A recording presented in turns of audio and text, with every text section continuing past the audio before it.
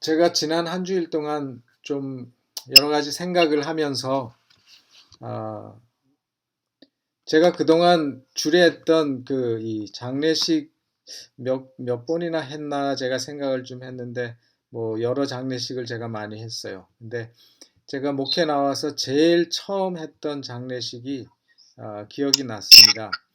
어, 그래서 오늘 저는 이제 그 얘기를 시작으로 오늘 말씀을 이제 시작을 하려고 하는데, 어, 제가 목회 나온 지 2년 만에 제가 처음으로 장례식을 하게 됐어요. 그때는 뭐 아주 제가 젊었을 때죠. 근데 교회에 어떤 못 보던 한 40대 아주머니가 교회 안식일에 오셨어요. 근데 보니까 저는 처음 보는 사람이었는데 이제 교인들은 원래 전에 우리 교회에 나왔던 분이었대요. 그 교회. 근데 알고 보니까 47살 된 여자인데 아들 하나를 데리고 왔어요. 그때 중학생 아이였는데 근데 보니까 고아로 태어나셨어요. 아, 고아로 태어나셨어요. 뭐 고아로 태어난 건 아니죠. 태어났는데 이제 고아가 됐죠. 그래서 아, 고아원에 이제 버려졌는데 사실은 그 인생을 가만히 제가 들어보니까 아, 환영받지 못한 생명으로 이 세상에 태어났어요. 대부분 아이들이 태어날 때 정말 축하받고 환영받는데 환영받지 못한 생명으로 이 세상에 왔다가 버려지고 그렇게 힘들게 바둥바둥 살다가 부활의 소망을 가지고 주 안에서 잠든 그, 어, 그 여인을 제가 생각을 합니다. 남편으로부터 따뜻한 사랑도 사실은 받아보지 못하고 또 부모의 그런 돌봄도 한 번도 경험해보지 못하고 또 아들이 장성해서 아들의 효도도 받지 못하고 기쁨을 사실은 맛보지 못했던 그런 여인이었어요. 병이 잔뜩 들어서 교회를 찾아왔는데 그래서 교회에 와서 우리 교인들이 굉장히 열심히 간호를 했는데 그 보람도 없이 몇 달 만에 이제 돌아가시게 됐는데 교회 안에서 그 고아원이 우리 교회의 고아원이었기 때문에 어린 시절 교회 안에서 자랐어요. 예수님을 알았고 그러다가 철이 들면서 이제 먹고 살고 또 세상을 사랑하는 마음으로 세상으로 나갔다가 병들어서 다시 주님께 돌아왔어요. 그리고 편안하게 눈물 감았던 그 여인을 제가 생각하면서 참 시작은 안 좋았는데 그래도 끝이 좋았던 복 있는 여인이었다라는 생각을 제가 했어요. 왜냐하면 왜 병을 그분이 얻게 됐는가 하면 정말 힘들게 돈을 벌고 힘들게 아들하고 열심히 살았는데 그 돈들을 많은 사람들이 이렇게 빌려가고 했는데 그 돈을 갚지 않고 결국은 그것 때문에 인생 모든 것을 잃어버리는 그런 결과를 가지게 됐어요. 근데 이제 돌아와서 정말 그 돈 갚지 않는 그 사람들이 너무 밉고 너무 그 싫어서 원수처럼 생각돼서 그들을 계속 이제 욕하고 용서하지 못하고 있다가 그 모든 빚진 사람들을 용서해주고 그가 받아야 될 그 돈들을 다 포기를 하는 모습을 제가 봤어요. 근데 그리고 정말 편안한 마음에서 그 마지막 숨을 내, 내고 잠드는 모습을 제가 보면서 참 하나님께서 그 인생을 그렇게 거두어 가시고 그 인생에 하나님께서 끝을 좋게 하셨다 하는 생각을 제가 하게 됐는데 성경에도 이와 비슷한 얘기가 나옵니다. 그 얘기는 여러분들이 잘 아시는 것처럼 요한복음 4장 3절에 나오는 말씀입니다. 요한복음 4장에는 사마리아 여인이 나오죠. 물론 이 사마리아 여인은 죽지는 않았지만 요한복음 4장 3절에 보면 예수님께서 유대를 떠나사 다시 갈릴리로 가실세라고 하는 말씀이 나옵니다. 예수님께서 유대를 떠나사, 유대는 예루살렘에 있는 곳이 유대입니다. 그 유대를 떠나사 갈릴리로 가실세. 그래서 예수님의 행로가 예루살렘이 있는 유대 땅에서 이제 저 갈릴리 바다가 있는, 갈릴리 호수가 있는 갈릴리로 가시려고 했다고 말씀을 하고 있습니다. 여기서 여러분은 예수님이 이 세상에 사시는 동안에 가장 머물고 싶으셨던 곳이 어디였을까 한번 생각해 보셨습니까? 예수님이 이 세상에 사시는 동안 가장 오랫동안 머물고 싶으셨던 곳이 있었다면 저는 그곳이 예루살렘이었다고 생각합니다. 왜냐하면 예루살렘에 하나님의 성전이 있고, 그래서 예수님이 12살 때에도 6월절에 예루살렘에 갔을 때 그 예루살렘 6월절이 끝나고 집으로 돌아가야 되는데 돌아가지 않고 예루살렘에 남아서 그 랍비들하고 얘기하고 있었죠. 그러다가 3일 후에, 나흘 후에 부모가 예수님을 찾아왔을 때 예수님이 하신 말씀이 있죠. 내가 내 아버지 집에 있어야 할 것을 알지 못하십니까? 그래서 그 예루살렘 하나님의 성전은 예수님께서 내 아버지 집이라고 할 만큼 그분이 가장 머물고 싶으셨던 곳이 예루살렘입니다. 근데 그 예수님이 그 예루살렘, 그 아버지 집에 오래 머물지 못하고 갈릴리로 계속 가시는 겁니다. 갈릴리로 가시고 또 공생애의 대부분을 예수님께서 예루살렘보다는 갈릴리 지방에서 많이 보내셨어요. 그 이유가 무엇일까? 예수님은 예루살렘에 오래 머물고 싶으셨는데 왜 계속 갈릴리로 가시고 그 유대 땅 근방에서 계셔야 했을까?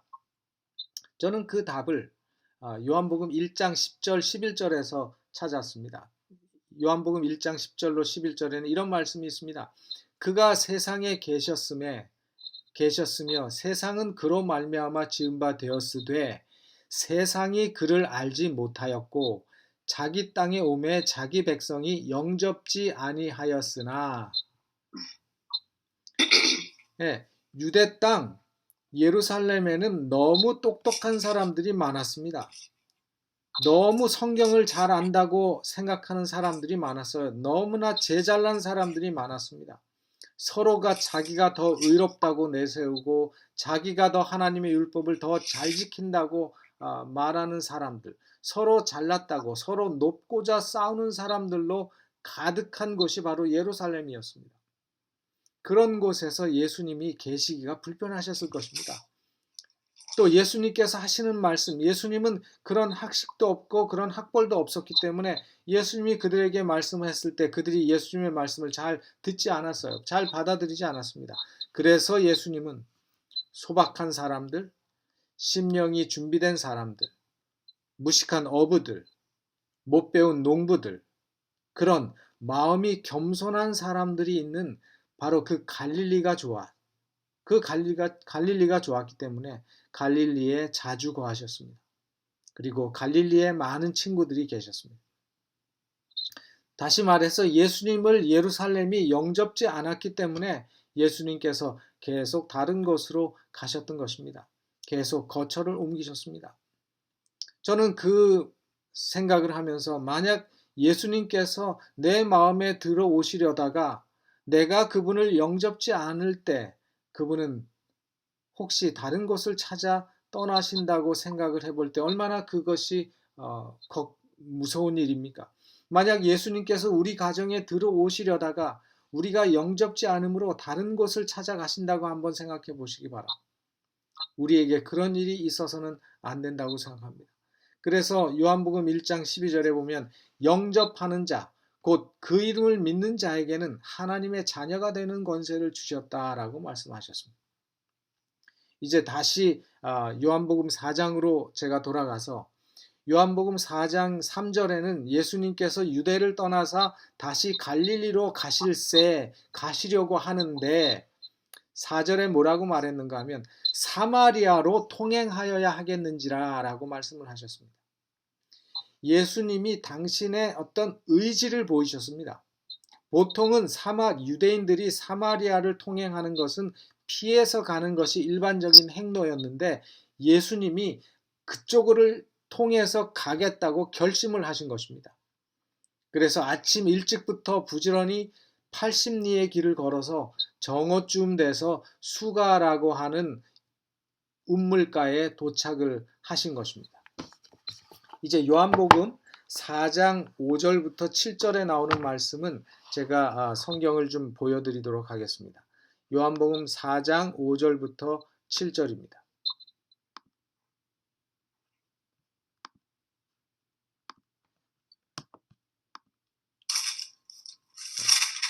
보이시죠? 예. 거기 보면 이렇게 말씀을 하셨습니다. 사마리아에 있는 수가라 하는 동네에 이르시니 야곱이 그 아들 요셉에게 준 땅이 가깝고 거기 또 야곱의 운물이 있더라. 예수께서 행로에 권하여 운물 곁에 그대로 앉으시니 때가 제 60쯤 되었더라. 사마리아 여자 하나가 물을 길러 왔음에 예수께서 물을 좀 달라 하시니 예수님께서 유대를 떠나서 갈릴리로 가실 때 사마리아로 통행해야 되겠다고 결심하셨는데 누구를 만나러 가신 것이 없는가 하면 바로 이름 모르는 사마리아 여인을 만나기 위해서 가신 것입니다. 이 사마리아 여인은 살기에 지친 여자입니다. 살기에 지친 여자입니다. 이 여인은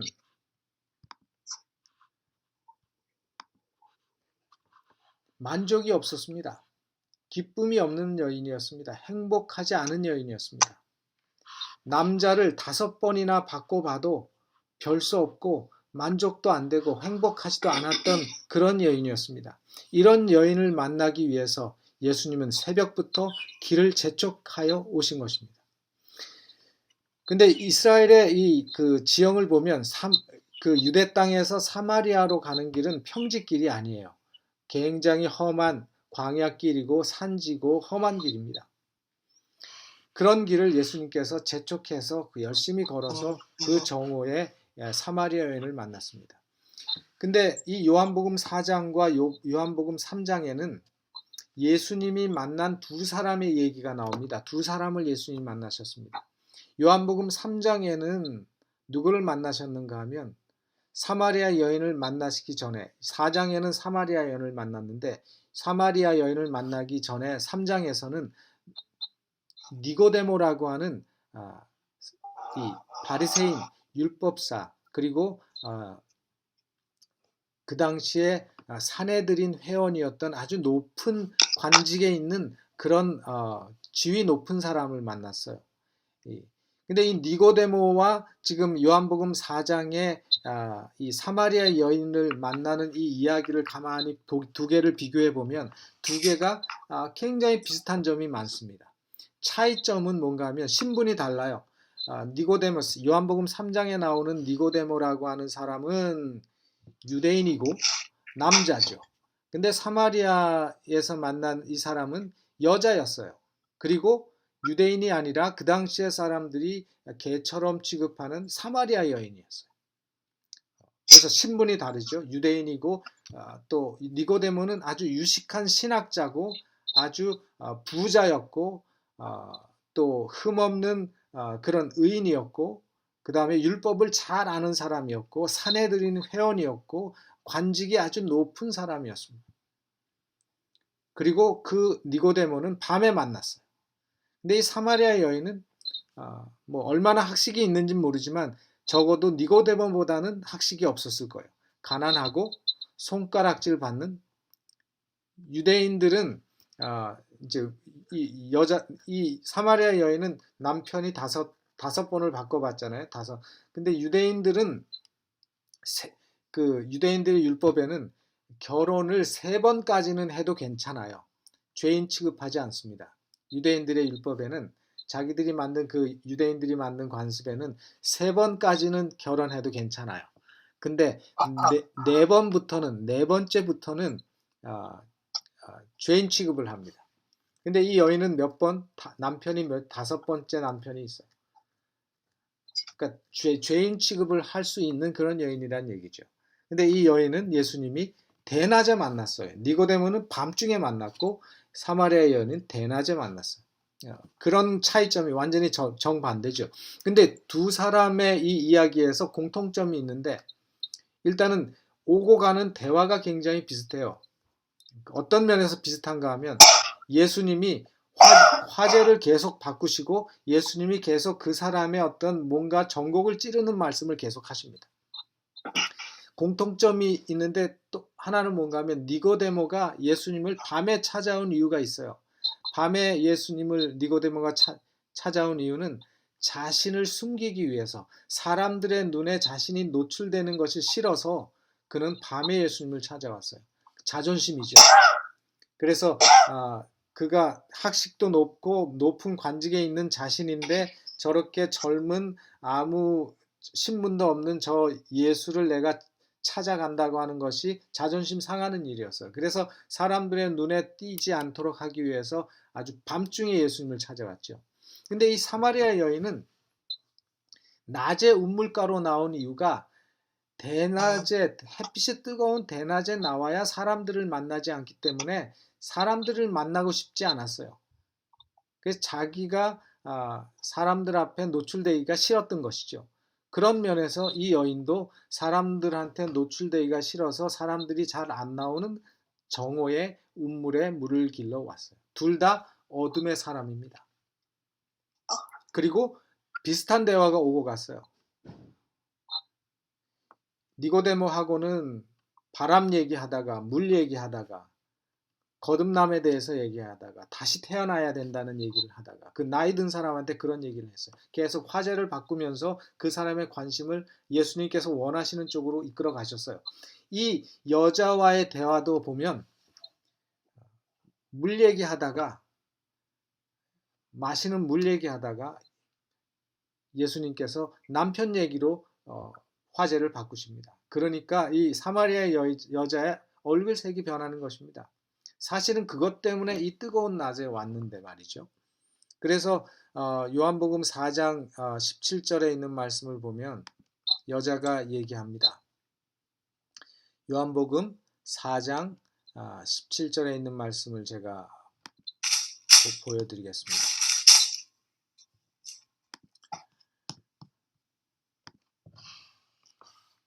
여자가 대답하여 가로되 나는 남편이 없나이다. 예수께서 가라사대 네가 남편이 없다 하는 말이 옳도다.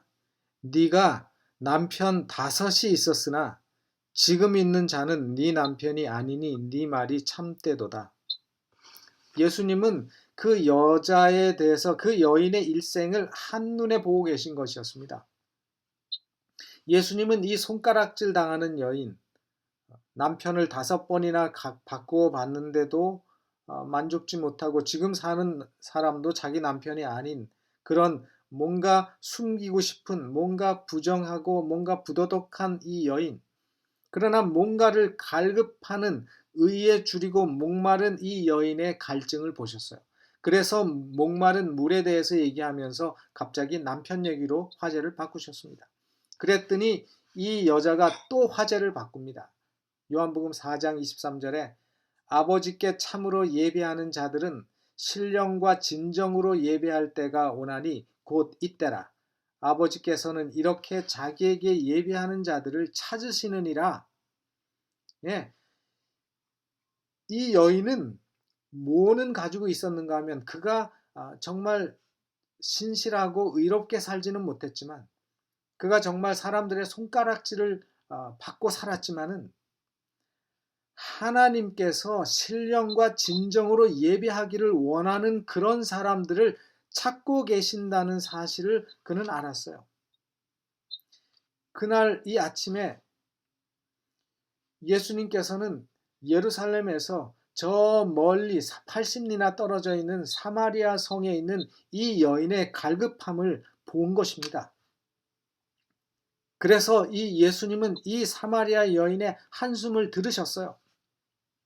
마치 우리의 기도가 우리의 입에 있을 때 이미 하나님께서 겸손하게 무릎 꿇고 주님을 찾는 사람들의 기도를 들으시는 것처럼 예수님께서는 이 여인의 기도를 들으셨습니다. 여러분,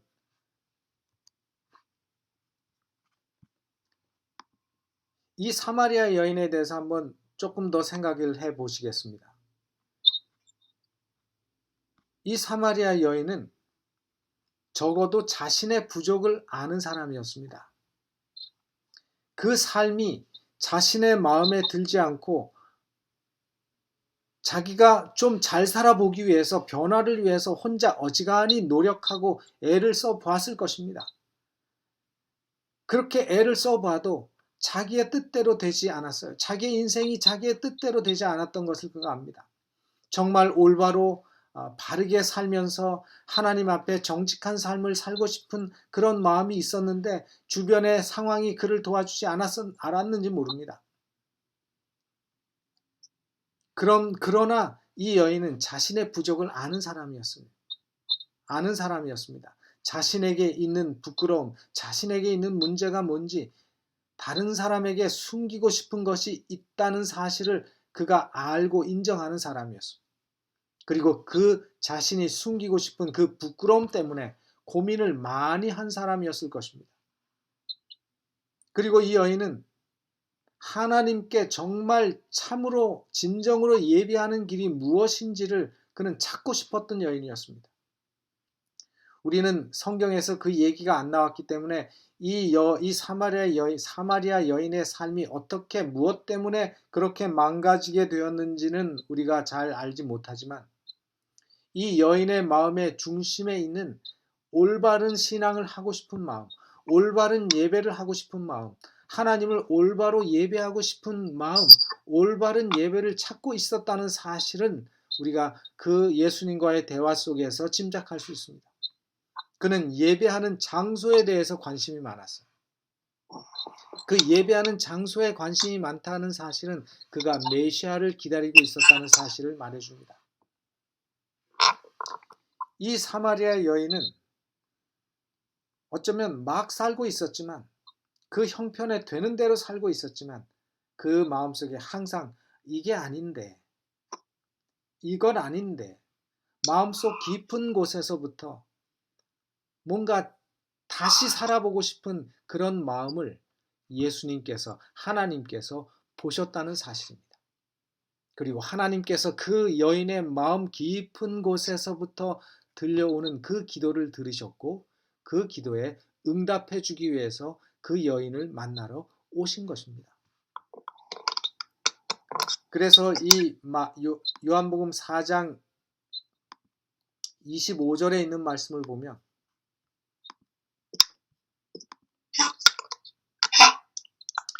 여자가 가로되 메시아 곧 그리스도라 하는 이가 오실 줄을 내가 아노니 그가 오시면 모든 것을 우리에게 고하시리라. 예수께서 이르시되 내게 말하는 내가 그로라 하시니라. 메시아가 오시면 우리에게 모든 것을 알게 하실 것입니다 하니까 예수님이 내가 바로 그 메시아라고 말씀을 하고 계시는 것입니다. 정말 마음의 진심으로 예수님을 만나려고 하고 진리를 찾으려고 갈급하는 사람들은 예수님을 만나고 진리를 찾게 된다는 사실입니다. 그리고 그 메시아를 만나고 참으로 인생의 의미를 발견하게 되면 그는 절대로 가만히 있지 못합니다. 그래서 요한복음 4장 28절 29절에 이 여인이 그 예수님을 발견하고 나서 어떻게 했는지 성경에 이렇게 기록되어 있습니다. 여자가 물동이를 버려두고 동네에 들어가서 사람들에게 이르되 나의 행한 모든 일을 내게 말한 사람을 와 보라. 이는 그리스도가 아니냐 하니. 그분이 메시아라는 사실을 분명히 확신했어요. 왜냐하면 예수님은 처음 만나는 사람인데 그 여인의 온 인생을 그대로 들여다보고 계신 것을 그가 알게 됐어요. 그래서 이 여인은 예수님이 메시아라는 사실을 확신하고 동네에 들어가서 와 보라 하고 전도했습니다. 그리고 그 전도한 결과가 요한복음 4장 39절로 40절에 나오는데 이렇게 말씀이 나옵니다. 여자의 말이 그가 나의 행한 모든 것을 내게 말하였다 증거하므로 그 동네 중에 많은 사마리아인이 예수를 믿는지라. 사마리아인들이 예수께 와서 자기들과 함께 유하기를 청하니 거기서 이틀을 유하심에 예수의 말씀을 인하여 믿는 자가 더욱 많아 그 여자에게 말하되 이제 우리가 믿는 것은 내 말을 인함이 아니니 이는 우리가 친히 듣고 그가 참으로 세상의 구주신 줄을 알미니라 하였더라. 바로 그 사마리아 여인의 전도의 결과로 사마리아의 성에 많은 사람들이 예수님을 청하게 됐고 예수님이 사마리아 성에 들어가셔서 이틀을 유하면서 그들에게 말씀을 전하니까 그 사람들이 예수님의 말씀을 듣고 그분을 메시아로 받아들이게 되었다라고 하는 그 말씀입니다. 바로 동네에서 손가락질 받던 여인을 통해서 숨어서 자신을 가리고 살았던 이 어둠의 여인을 통해서 이방인의 첫 선교사를 삼으신 것입니다. 오늘 우리 하나님께서는 오늘 우리들도 그렇게 변화시켜 주실 수 있습니다. 정말 율법을 많이 아는 사람들, 성경을 많이 아는 그 예루살렘 유대 땅에서는 예수님께서 아무것도 하실 일이 없으셨어요. 왜냐하면 그들의 마음이 교만했습니다. 그들이 예수님의 말씀을 들을 전혀 마음이 없었습니다. 그리하여 예수님은 갈급한 심령이 있는 그곳 사마리아를 찾아가신 것입니다. 하나님께서는 오늘 하나님을 찾고 하나님을 구하고 하나님을 갈급하는 우리들도 그렇게 변화시킬 수 있다는 사실을 기억하시기를 바랍니다. 저는 오늘 이 시간 살기에 지쳐서 바둥바둥 살면서 사람들하고 융화하지 못했고 사람들과 불화하고 그걸로 병을 얻어서 47의 나이에 죽을 수밖에 없었던 그 여인처럼, 그러나 끝이 좋았던 그 여인처럼 자신이 의롭고 그만하면 됐다고 완전하다고 생각했던 그 니고데모에게 자신의 연약함과 부족함을 보도록 그의 눈을 뜨게 하셨던 것처럼 우리의 부족도 보게 해 주시기를 간절히 바랍니다.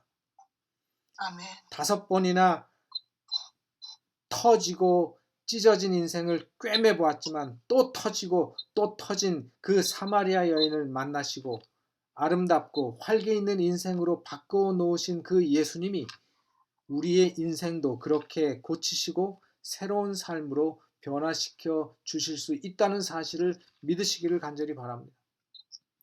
이사야 12장 1절로 6절에 이런 말씀이 나옵니다. 그날에 네가 말하기를 여호와여 주께서 전에는 내게 노하셨사오나 이제는 그 노가 쉬었고 또 나를 아니하시오니 내가 주께 감사하겠나이다 할 것이니라. 보라 하나님은 나의 구원이시라. 내가 의뢰하고 두려움이 없으리니 주 여호와는 나의 힘이시며 나의 노래시며 나의 구원이심이라. 그러므로 너희가 기쁨으로 구원의 운물들에서 물을 기르리로다. 그날에 너희가 또 말하기를 여호와께 감사하라. 그 이름을 부르며 그 행하심을 만국에 선포하며 그 이름이 높다 하라. 여호와를 찬송할 것은 극히 아름다운 일을 하셨음이니 온 세계에 알게 할지어다. 시온의 검이나 소리를 높여 부르라. 이스라엘의 거룩하신 자가 너희 중에서 크심이니라 할 것이니라. 우리 모두가 여기에 나온 이 말씀처럼 하나님께서 우리의 삶에 아름다운 일을 행하셨으니 그 아름다운 일을 온 세계에 알게 할 것이다. 그 하나님이 우리에게 크시다라고 찬송하는 우리가 되기를 바랍니다. 우리 모두가 처음에는 부족하고 좋지 않았지만 끝에는 넘치는 인생의 기쁨으로 돌려보내시는 예수님을, 그 하나님을 찾게 되기를 간절히 바랍니다. 47살의 젊은 나이로 죽은 그 여인, 그리고 니고데모, 그리고 사마리아 여인, 이 사람들 모두가 다 예수님을 만났기 때문에 그 인생이 달라진 사람입니다.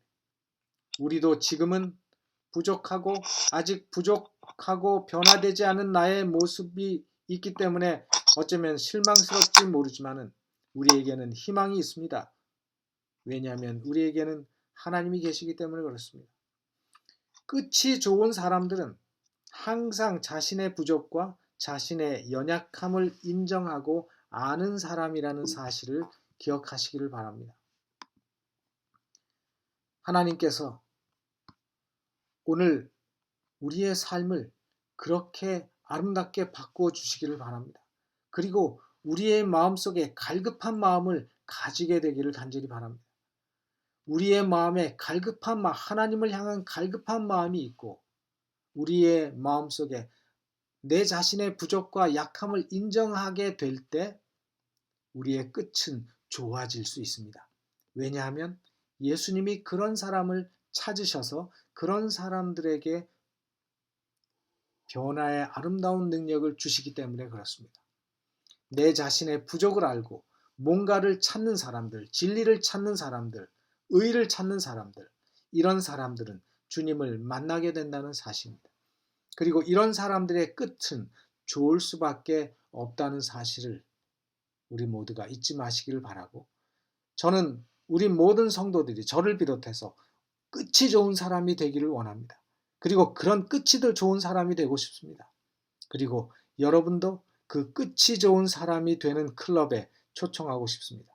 지금은 아직은 아니지만 우리 모두가 다시 주님을 만나시고 끊임없이 매일 주님과 동행하심으로 결국에는 하늘에 적합하고 끝을 아름답게 장식할 수 있는 그런 사람이 되기를 간절히 바라면서 오늘 말씀을 마치겠습니다.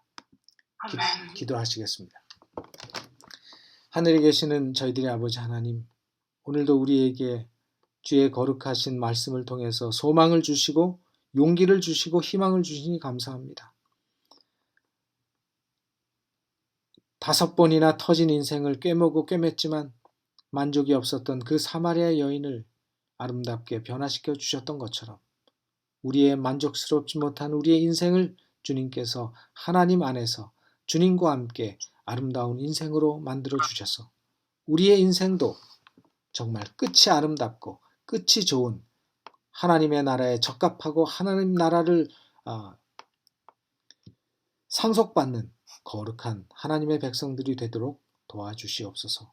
아버지의 놀라운 은혜와 도우심이 이 어려운 시절에 이 어려운 세상에서 믿음으로 하나님을 늘 바라며 살아가는 우리 되게 하시고 또 믿음 안에서 늘 승리하며 기쁨과 행복이 충만한 우리 모두의 삶이 되도록 역사하여 주시옵기를 우리 구주 예수님의 이름으로 기도하옵나이다. 아멘. 아멘.